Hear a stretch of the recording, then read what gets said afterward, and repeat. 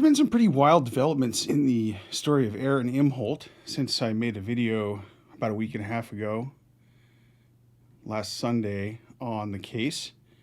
So in this video, we're going to explore a couple of happenings and also talk about an interesting, hypothesis that I came to about Aaron's personality from having conversations and exploring various topics about the steel toe drama.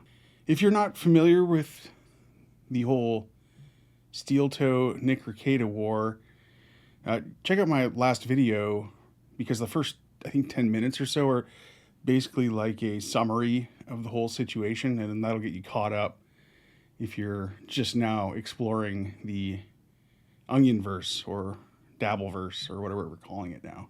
To very briefly recap, though, Aaron has a felony revenge porn case against Nick Rekieta's wife, and it recently emerged that he'd also violated his conditions of release in that case as he was heading into a sentencing hearing on this Wednesday. And Aaron's position before the sentencing hearing was that nothing had changed, this wasn't significant, and he was still going to get the same sweetheart deal that he'd been claiming he had arranged. The gist of my video and my take on it was that there was a good chance that the judge could reject the plea and that Aaron was full of BS, and that's essentially what happened. Aaron was arrested at his sentencing hearing. He had to fork over another $5,000 cash and bail, and now his sentencing has been delayed until October. Also, since the last video, I did a stream with the Pretty Antisocial podcast where we got really deep into these topics and explored all sorts of different questions and insights from the hosts in the chat. And it was a lot of fun and lots of interesting discussion there. So if you're interested in the topic, I'll leave a link in the description, and I'd recommend you give it a watch.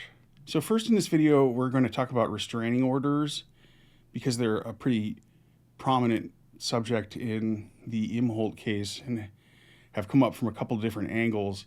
Aaron has been charged with violating the restraining order he has against contacting directly or indirectly Nick's wife, Kayla. He's had previous HRO violations. And one of the biggest recent developments is that Aaron, the day after he was arrested, bailed out, and his sentencing hearing was continued, went to the courts and procured a restraining order himself against Nick Rekieta, which is confusing on a number of different levels, and there's a lot of speculation and talk about online. So I'm going to talk about how that compares to how I've seen restraining orders used in practice, how they typically work in my experience, having worked as a paralegal in criminal law for 10 years, and just my take on this situation and what it might mean. And also the whole restraining order development with Aaron apparently trying to retaliate in some way, I guess, with getting a restraining order against Nick. At least that's a common read that you'll see on it online. It led me down to a train of thought about how this relates to legal process being abused by other people with high control type tendencies. And this led to discussions that I had about how Nick compares to some kinds of cult leaders, but he's an especially pathetic version of these types of cult leaders like Keith Raniere or L. Hubbard. And this illustrates a topic that I've tried to grapple with and explore in previous videos that I've made on Scientology and NXIVM, where I refer to some groups as diet cults or second order cults, because they have some of the elements of a cult, but not all of them. And I think this is something that's common to a lot of different human groups. But this, I think, Aaron is a really good subject for illustrating this point, because he's such a low-end bad version of this type of controlling personality type. And there's an interesting compare and contrast to be explored with much more malignant versions like Raniere and Hubbard. So as I mentioned, Aaron filed for a harassment restraining order against Nick Rekieta the day after his sentencing hearing. This was notable in seemed to really contradict Aaron's tenor going into the sentencing hearing, where like the day before, Aaron made this big long speech about an epiphany he'd had while camping with his family and how he was going to bury his past. Tomorrow is when I put all of my stupid feuds and bitterness and all that shit to bed. It's I've written something very nice for tomorrow. Like I said, I kind of had an epiphany while I was with family and friends and loved ones this weekend camping. I talked to Todd yesterday. We're all set to go. Everything's good. And then the next day, like once things go badly for him, Aaron seems to use this legal process to strike out, to try to get some measure of revenge against the Rekietas by getting some version of the type of thing that they have against him, which is a restraining order against mentioning Kayla. Aaron has that. And so Aaron went to court and got a harassment restraining order against Nick. And the way that it shook out is that the temporary order that Aaron got bars Nick from being in physical proximity to Aaron, but doesn't appear to bar Nick from mentioning Aaron online. So it's not like a one-to-one analog. The other thing that's sort of odd about this is Aaron's been so reckless talking about Nick online and mentioning him constantly and, just talking shit wildly.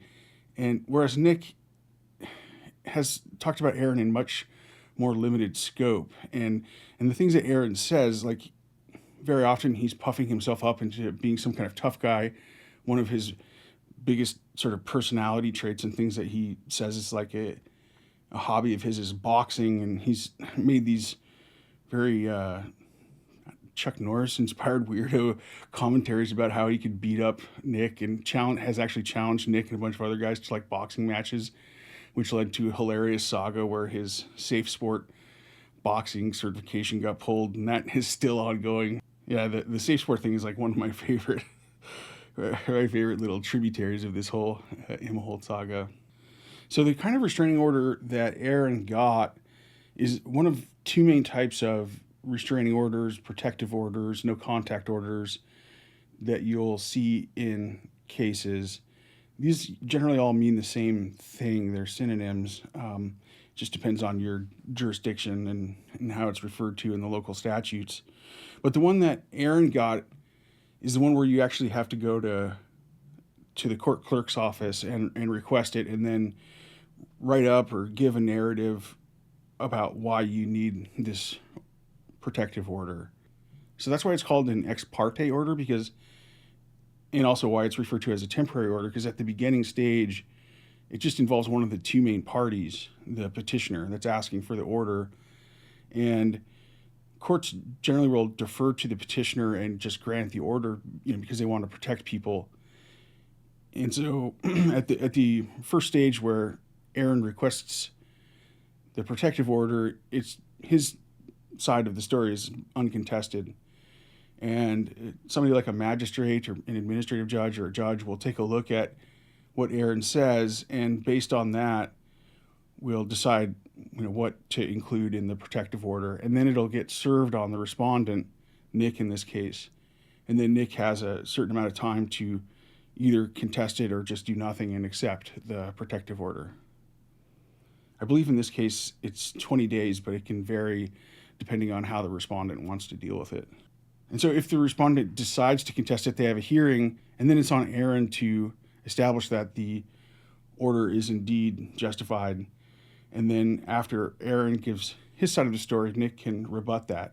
The other main type of restraining order that you see is like a judge will issue a restraining order or a no contact order as a condition of release in a criminal case. And this is the type of restraining order that Aaron has against mentioning Kayla, Nick's wife.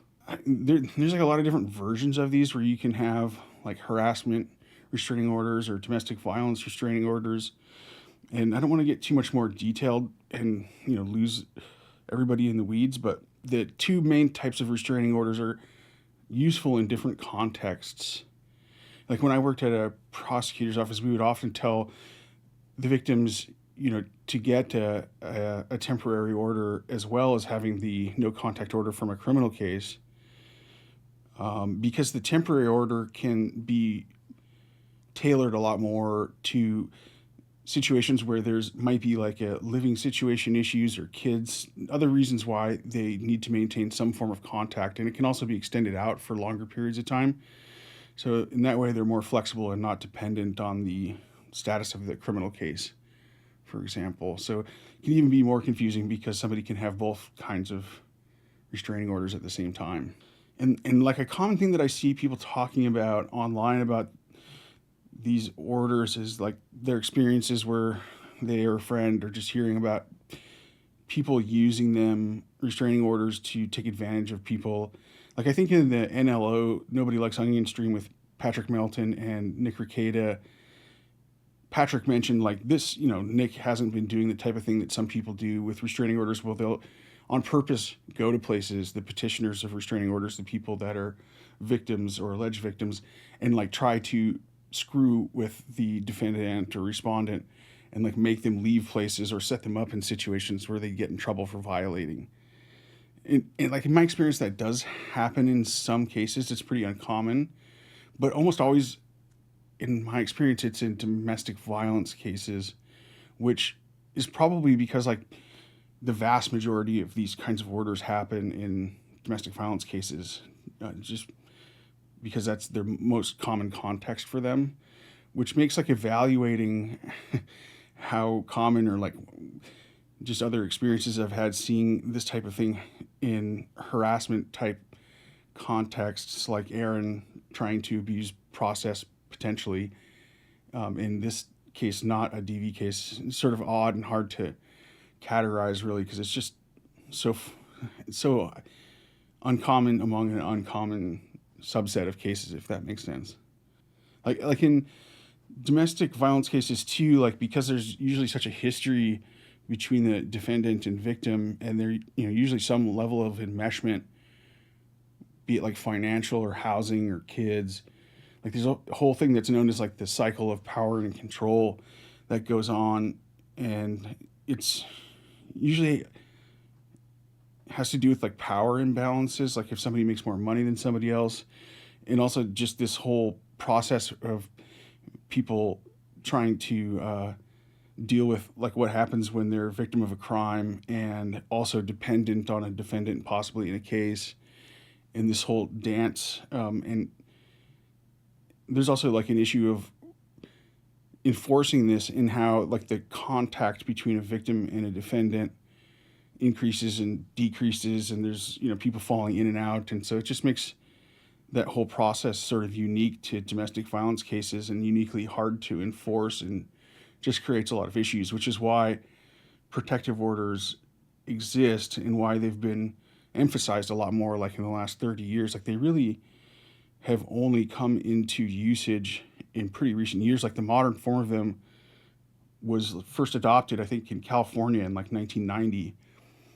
And even then, like it was so mixed up between different states that there wasn't even what's called reciprocity until a 1996 federal bill passed, which means that like if you get a restraining order in one state, it'll be enforced the same way in a different state. It'll carry over between states. So this whole system that we have is only really like post O.J. Simpson, which was an influence on a lot of this type of stuff, including the Violence Against Women Act in 1994, which had to do with a lot of different things, but mandatory reporting laws in domestic violence cases where if the police show up, like they're going to arrest somebody. Whereas before that, like in the OJ case, the police would show up and it would be incumbent on the victim in the case to decide to press charges, which created a whole nother set of issues. One thing that to me is like really bizarre about the way that Aaron's filed for this protective order and how it contrasts to the ways where I've seen the process potentially being abused before in cases I've worked on is it just seems so much more clumsy and reckless to me. I can't recall a similar instance of restraining orders potentially being abused or seemingly being abused in a case outside of a domestic violence context in any of the cases I've worked on.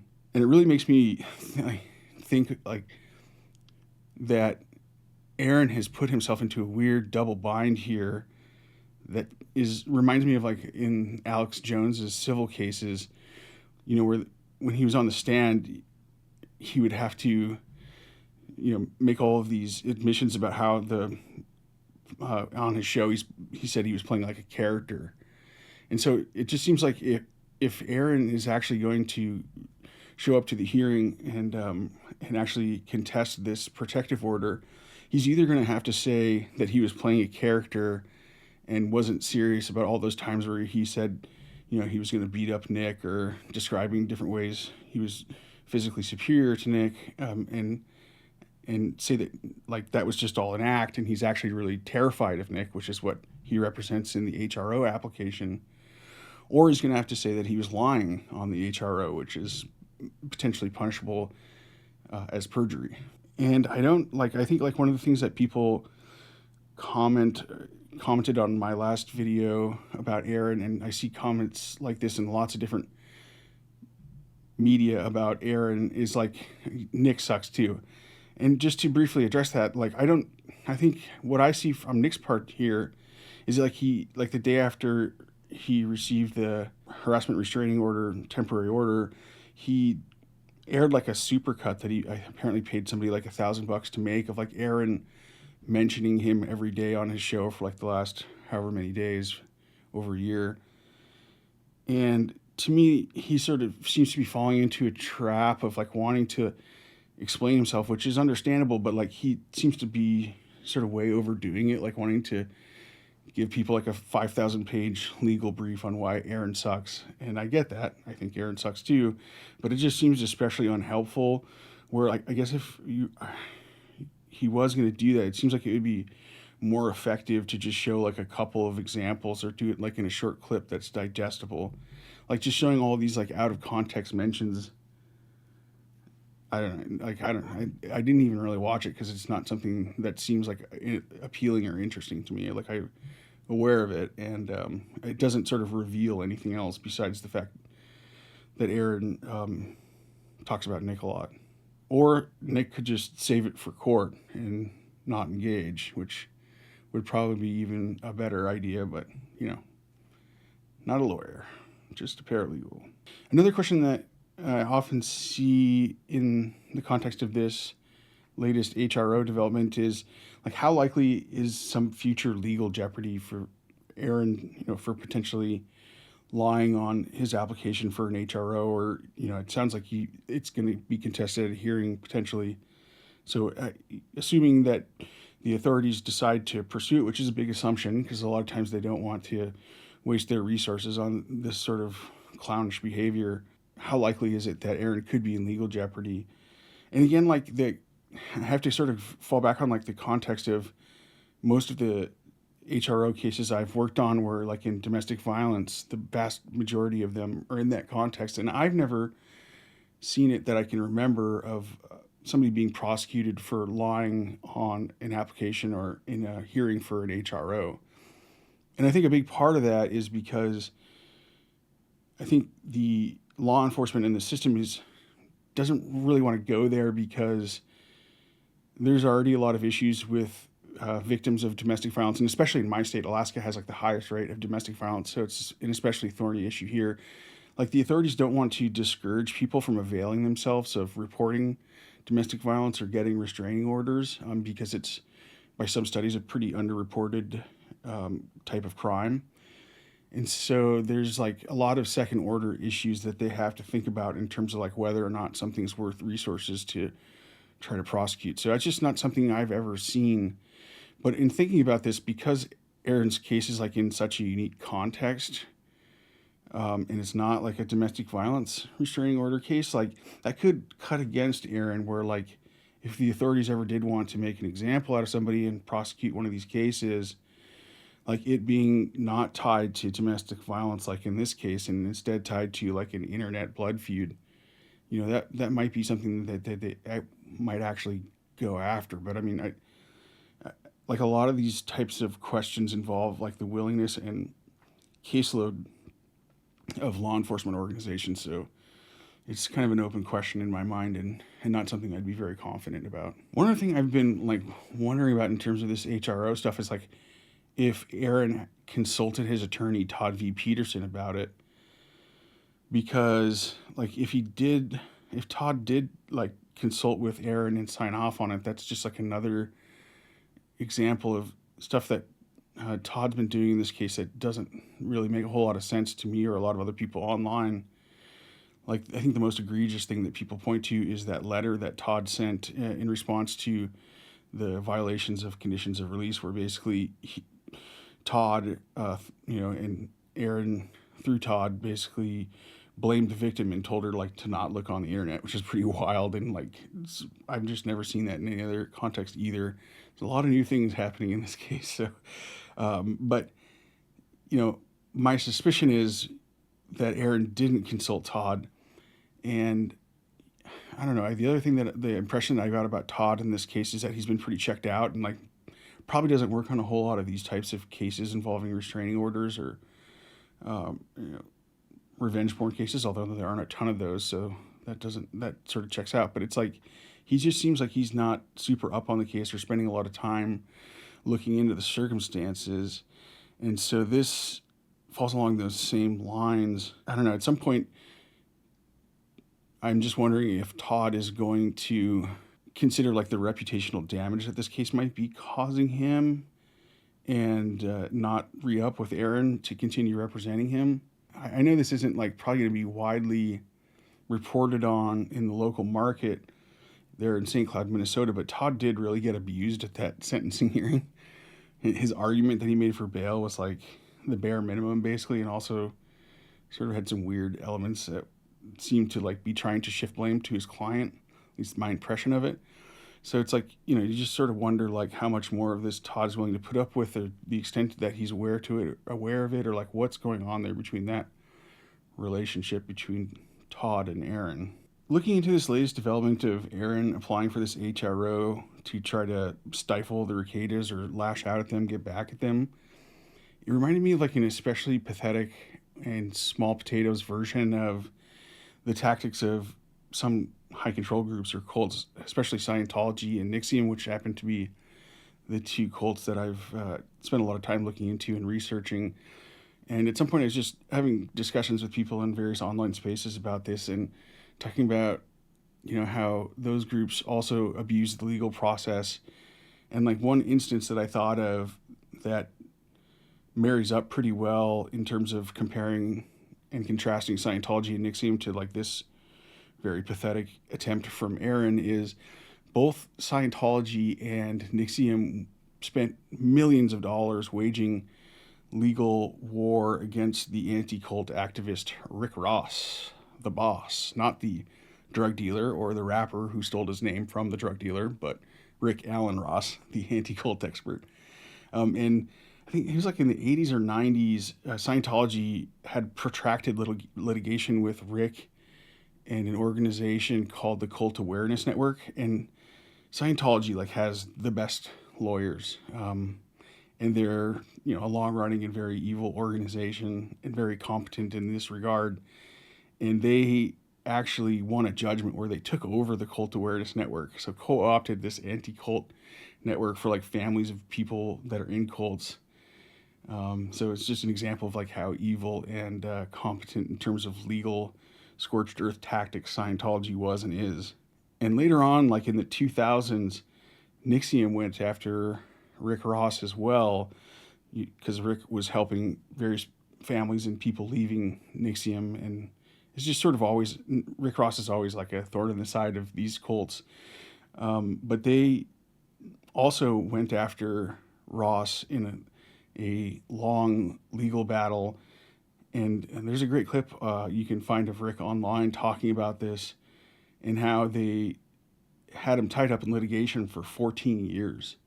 And it eventually fell apart when the leader of NXIVM, Keith Raniere, was arrested and then later sentenced for various racketeering charges. And I was locked in litigation with him for 14 years. So I had to go through court-ordered mediation with Raniere. I testified against him in his criminal trial, and I sat through a 4-hour deposition or, many hours of him being questioned about his life as part of the lawsuit. And what I saw was a man who was a pathological liar, who invented this history of himself, very grandiose. And in reality, he was really nothing. So the reason why I think it's interesting to explore these parallels again, so I want to be like pretty clear on this, is that Aaron and cult leaders illustrate the difference between like a genuine high control group, like a Scientology or a NXIVM or a cult, and a more common group that has some of the elements of a high control group, but is missing some of the ingredients to be like a really dangerous and super malignant group. And I think they also sort of show how, in some ways, Aaron is like a less effective and much dumber version of somebody like Keith Raniere or L. Hubbard. Not to speak well of those guys, but they certainly had a lot of skills and attributes that Aaron just does not have. But I think, if Aaron was a little bit smarter, he could be very dangerous. And one of the things that I was recently reminded of by somebody was like a really interesting thing that Mersch said, where he was talking about how Aaron was like the first middle of the bell curve sociopath, because normally sociopaths are either like on one end of the bell curve or the other, where they're like super dumb or like super brilliant Hannibal Lecter types. But Aaron is like the classic midwit who also has some of the like real dark triad type traits, but that sort of limits him in the scope of like how dangerous and damaging he can be, because I'm sure he'd love to have a huge following of people throwing money and different things at him, but he just doesn't have that skill set. The main overlap or commonality, though, that I do see is one of the main thrusts of their life and personality, between like an Aaron Imholte, a Keith Raniere, and an L. Hubbard, is like they really need to control other people. Another one of like the main areas of overlap I see, and one of the first things I started thinking about in terms of the way that Imholte is similar to these other cult guys, is they have this need to inflate their background. And a lot of these things that I'm talking about, the specific areas of overlap that I'm focusing on, come from an article in a journal by Dr. Stephen Kent, who's an expert on new religious movements and cults, that I referenced extensively in an earlier video that I did comparing NXIVM to Scientology. The reason for that video is because NXIVM basically pilfered or stole a lot of the things that it used in its program from Scientology and mixed that with like the model of like a multi-level marketing scheme. So that was sort of Keith Raniere's contribution to the area of cults, is that sort of mashup. But one of these areas that's explored in that article is how these cult founders have this need to like puff up their background and make all these false claims about their brilliance. Hubbard is very well documented to have inflated and lied about his service in World War II. He has like all these crazy elaborate stories about being machine gunned in the back and curing himself in Scientology, but the actual military records show he had like conjunctivitis and hemorrhoids. It's not quite so glamorous. And, there's just all these claims that Hubbard made about being like the youngest ever Eagle Scout and a blood brother of some Indian tribe when he was like 4 years old. And Keith Raniere has like eerily similar claims that he made in some parts about his background, saying that he was like the youngest East Coast judo champ at like 11 years old, and talking about how he had like one of the highest IQs on record. And Aaron like has inflated his background, I believe, it's my impression of it, as well, by basically overselling his previous broadcasting accomplishments, like how well he did, saying he was like the #1 show in St. Cloud, when people have gone back and looked at the actual ratings books, and that's just not even close to true. And also just other stuff that I've run across people talking about, like how Aaron has said that he was like a professional wrestler involved in wrestling when there's no evidence that's apparent for that. Contrasting Aaron's puffery and fake claims about his background to the scale of the claims from Raniere and Hubbard is really illustrative, though, because Aaron's claims are like so much more pathetic and small, whereas these guys really went for it in terms of what they claimed about how brilliant they were. I think like one important thing to note is like counterweight here in terms of the context of Imholte and Raniere and Hubbard is just the era that they come from. Like Imholte's much more recent and in the internet era, which may have limited how confident he would be in like making all these wild claims about his background. But that touches on another important aspect of this whole business of like the ingredients that go into a cult, in that the societal backdrop is sort of like the soil of the growth of a cult. And so there's just a lot of different things that go into this stew of like what actually creates a cult, and the status of society and how things are going like in the world around the cult leader are very important. And just to cite like a common example, or the reason why there were so many cults and such a high membership in cults during like the 60s and 70s during the chaos of that era, whereas now like in the internet age there's still cults, but they're like much more dispersed and centered around much more niche areas.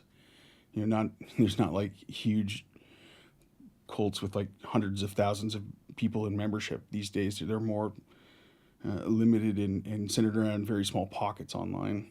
Another thing that came to mind is the reliance on women as the lieutenants or some of the central members of the inside of these groups. One of the more interesting things about Scientology to me is that it was very progressive in terms of the way that women were integrated into like management. Like just basically was no discrimination. This is partly because of their weird sci-fi beliefs that they're like thetans that are temporarily in these bodies, but they were very forward on a couple issues, and that was one of them, is that they didn't make any sort of big distinction between men and women in terms of how they were treated by the cult. And also Keith Raniere, his inner circle was almost exclusively women.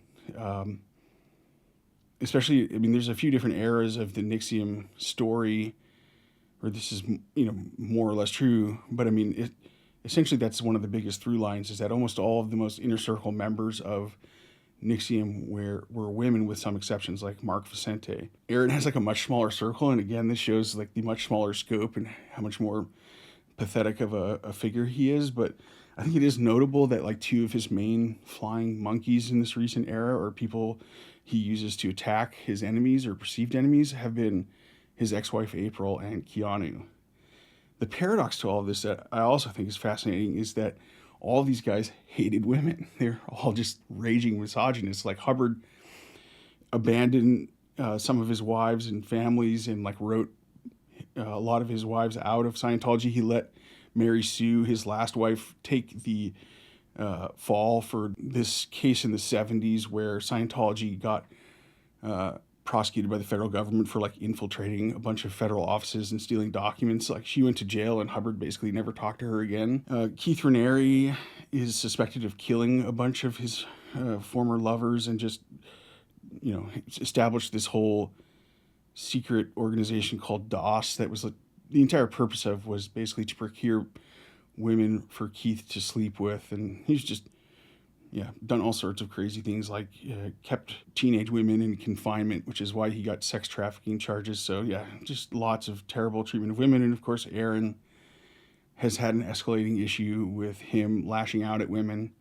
It's when he gets the most vitriolic and like most hostile is when he goes after women, which, you know, started with him getting fired from the radio for going after another broadcaster in Des Moines who had gotten a job that he wanted, and has escalated from there to him violating restraining orders, getting revenge porn cases, and violating his conditions of release, and so on and so forth. This next one, I have to credit the brilliant insight of Cardiff's Kids here, who made a comment that was just really, I hadn't thought of, but sort of falls into the category of self-aggrandizement. Keith Raniere, one of like his favorite things was every year there's a like week-long celebration called V Week. I don't want to get too into the weeds of any of this like really inside baseball stuff, but V stands for Vanguard. Keith called himself the Vanguard, but he would basically have like a week-long celebration where everybody would have to travel to upstate New York to celebrate and pay homage to Keith and how brilliant he was.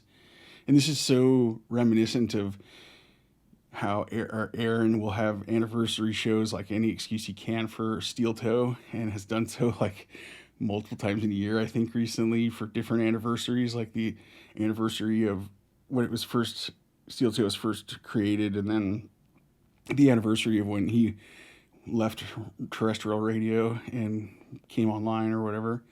So any excuse to have a party for himself. Every year there's like an LRH day for LRH's birthday, even now. He's been dead since the 80s. So one other thing that immediately came to mind as well was that Raniere, Hubbard, and Imholte all love to hear themselves talk and love blathering to a captive audience. Raniere, his flagship program and the thing that really started the cult was something called the Executive Success Programs, where he'd do these courses that were called intensives, where people would pay like thousands of dollars to have different lengths, but like 7, 12, 15-day long courses where they would sit and listen to Raniere or other NXIVM speakers talk about like their program and all the different tenets and specifics, and train them in the, how NXIVM worked for like 12 hours a day.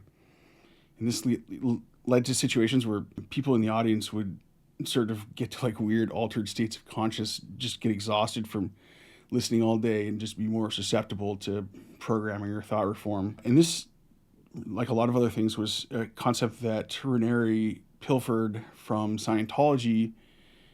And Hubbard, like one of his real disorders was he had some kind of hypergraphia where he just like couldn't stop writing or talking. And so there's literally millions of words of Hubbard either writing the tenets or different instructions for Scientology, or giving like extended lectures on the beliefs and undergirdings of Scientology.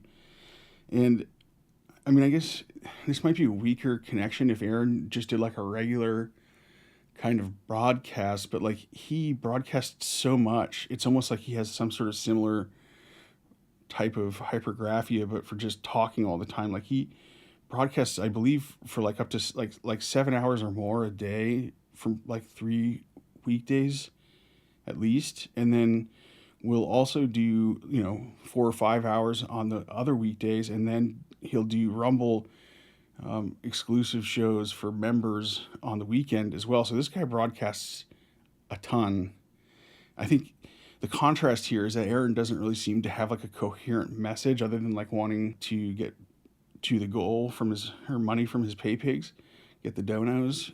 Whereas, as crazy as like L. Ron Hubbard or Keith Raniere were, like they definitely were better at world building or selling some line of BS, and being, I guess, more imaginative is one way to describe it. Just to sort of add some items for contrast here that also illustrate why, like, Aaron isn't and his group are not a cult and don't fit the criteria, is that there's areas that are mentioned in Dr. Kent's article that I referenced in other places online and elsewhere, where there are very strong comparisons between, for example, Raniere and Hubbard that just Aaron doesn't figure into at all, or just doesn't match the criteria for. For example, both Hubbard and Raniere were obsessed with what they refer to as ethics. They basically both claim to have created their own form of ethics and to be the most ethical beings in the universe. And this is just another area where Raniere took liberally from Scientology. But this was really a huge part of the basis of both Scientology and NXIVM, and made up a lot of the foundation for like the different tenets. Like in Scientology, there's all sorts of terminology for this, like being out ethics or having overts or withholds. It's a big part of the central foundation for the entire scheme. There's not really an analog for this for Aaron, because he just doesn't have that, again, scale of ambition, or isn't the type of mind that would actually, be able to create his own Bible for his steel toe religion. He's just not working on that sort of level. Again, a classic midwit. Another area that Aaron doesn't really fit into is that both Hubbard and Raniere were obsessed with like the secrecy of the tech that they'd created. And a big part of the cult was like enforcing the tech and the secrecy of it and keeping it pure. And there's a lot of reasons for that make up practical things, like they want all the income from it and don't want offshoots, which has been a huge problem for Scientology basically since it was created. There's been offshoot or independent versions of it, and Hubbard hated that, and he called them squirrels. And he would have, like, you know, these squads of like squirrel busters. There's an infamous video of them going after a leader who had departed named Marty Rathbun with GoPro cameras on their head, and just a bunch of crazy footage you can find on that. But, you know, Aaron doesn't have any tech to protect. And, you know, there's some sort of weak analogs that you can make to some of these things. Like, for example, in terms of ethics, like Aaron claims to be like the most truthful person in the or in the Rekieta feud. And it just, again, shows like the small scope of his pathetic world and how it just doesn't quite have the grand ambitions of an L. Hubbard. The point about Aaron is that there's just very little thought or skill in his manipulations. And it's something that you can see, like, if you watch clips of him that are, you know, put together like a really funny one just recently, where he showed that Aaron was calling callers creepy for like getting too personal with him, and then like in that same show he was like saying all this weird personal stuff about Mersh. So there's just many examples of how Aaron's manipulations are not well thought out, and he's just sort of shooting from the hip. And you can also see how people fall into Aaron's orbit and then quickly fall out of it. Whereas there is more of an enduring sort of a pull for figures like L. Ron Hubbard and Keith Raniere. So there's definitely a lot more categories that you can compare and contrast between Aaron and genuinely dangerous cult leader personality types like Raniere or Hubbard. But I thought the ones that I've touched on did a good job to at least demonstrate the idea of what I'm trying to describe here, which again I referred to in past videos as like diet cults or second order cults. I'm sure there's a better name for it. Leave it in the comments if you come up with something. But I thought Aaron was like a really good subject for exploring this because he's so on the low end of the continuum of these controlling personality types in my estimation. One other thing I want to mention here is that there's a really good book that describes something along these lines, or at least how there are parallels between these behaviors in different contexts, called Terror, Love, and Brainwashing by Alexandra Stein. And what it does is describe Stein's idea of attachment theory and how there's a lot of overlap in the types of behaviors you see in cults or high control groups and totalitarianism, and also in domestic violence. It's a fascinating book, and it's she's an academic, but it's not one of those kind of dry reads. It's really interesting. And she was also in a cult for 10 years. She was like in a Marxist cult, actually in Minneapolis, same area as Aaron. So some interesting parallels there, but it's really worth a read. And it also has like a lot of interesting capsules about how other cults work and just these interesting overlaps. And it's just a really interesting book. And I came across it because I had personally noticed parallels between some of the behaviors in domestic violence cases, which I've worked on like thousands of, and cults, because I was doing some articles on NXIVM a few years back. So it's just interesting the way that I discovered that book, just to see if anybody else had talked about this or if there's any literature about it. And that book is really worth checking out. I would recommend it, Terror, Love, and Brainwashing. And she also has done a bunch of videos online where she talks about this phenomenon. So I'll link both the book and some videos of Alexandra Stein in the comments or in the description for future reference. Anyway, I'd love to hear your thoughts on this. Any other examples, areas of contrast, parallels, things things that sort of go against this argument. And interested in your perspective. And thanks for checking out the video.